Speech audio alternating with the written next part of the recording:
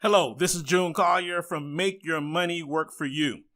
In this short video, I'm going to give you a quick understanding of how banks are ripping you off and why I tell people to only use banks for storing small amounts of cash for paying your bills, buying groceries, and other short-term money needs.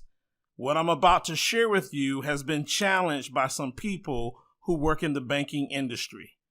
Bank tellers and bank managers have written to me telling me how wrong I was for leading people to believe that banks are not great places to invest your money. They have stated that because they work in the banking industry, they have a better financial education on the subject than do I. What they did not know is that I used to work as an assistant vice president for Wachovia and Wells Fargo Bank. And I promise you that just because a person works for a bank does not necessarily mean that they have a good financial education and understands how money wealth principles work. What I'm about to share with you was never taught to me by either of the two banks I work for. The Rule of 72. Let's first start off by talking about a financial formula called the Rule of 72. In its most basic definition, the Rule of 72 is a quick and easy formula that tells you how long it takes for your money to double at whatever interest rate is earned. So for example, if you have an investment that earns 6% per year, untouched, your money will double every 12 years. 72 divided by 6 equals 12. Compound interest. Albert Einstein is quoted as saying, "Compound interest is the eighth wonder of the world. He who understands it earns it. He who doesn't pays it." Compound interest is the accumulated interest from previous periods. It is the result of reinvesting interest rather than paying it out, so that the interest in the next period is then earned on the principal sum plus previously accumulated interest. In simple terms, the interest your money earns is like your money having babies. Compound interest is those babies having babies, and so forth. The compounding growth effect of your money becomes massive over time as you allow your interest to generate even more interest. And finally, inflation. The last piece you need to understand is inflation.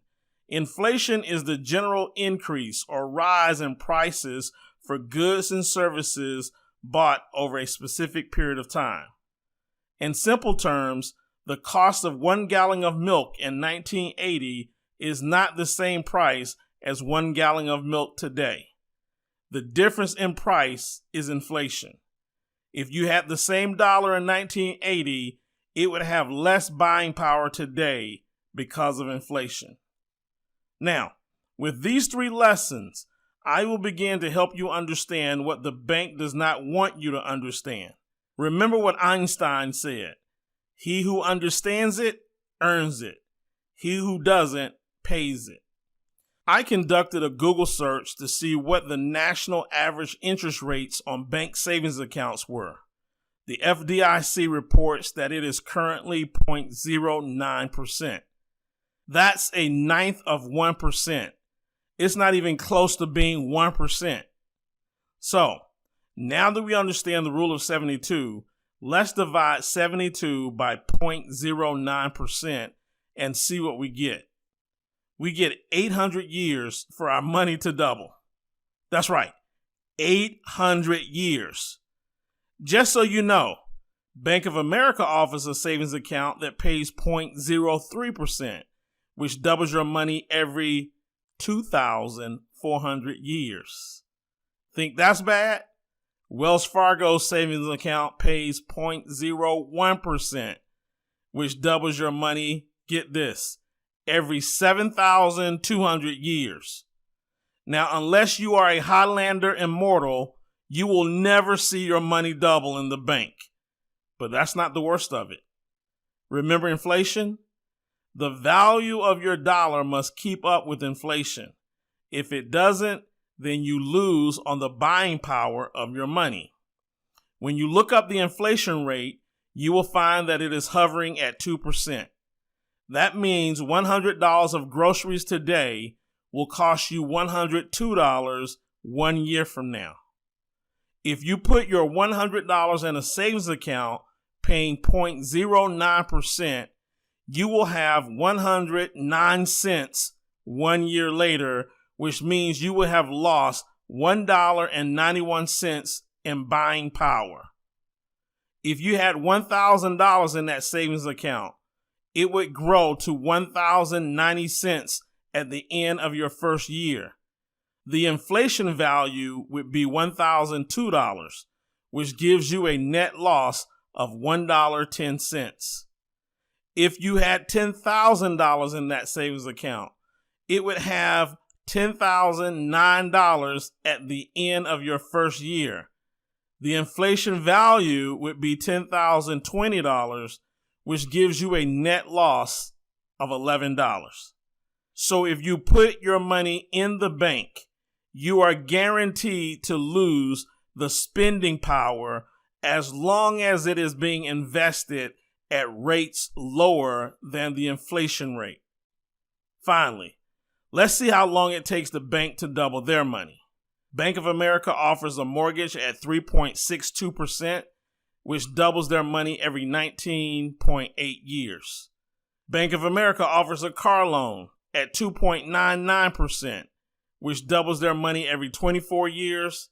Bank of America offers a credit card at 16.74% to 24.74%, depending on your credit, which doubles their money every 2.9 years to 4.3 years. Do you now understand why they start jamming credit card offers in your face as soon as you turn 18 years old? You make them money over your lifetime. Banks are in the business of buying and selling money. They buy your money at ridiculously low rates, then turn around and sell your money back to you in the form of credit cards, vehicle and home loans at much higher rates than they pay. If you don't consider that being ripped off, then you should be ripped off. So now that your eyes are open, the next logical question should be, if I shouldn't be investing my money in banks, then where should I be investing? Great question. That's in my next video. Subscribe to this channel now and hit the notification button to be notified of my next video. Also, check the video description. I will place a link to the follow-up video there once it is ready. Thanks for watching, and don't forget to like, comment, and subscribe. This is June Collier. God bless, and take care.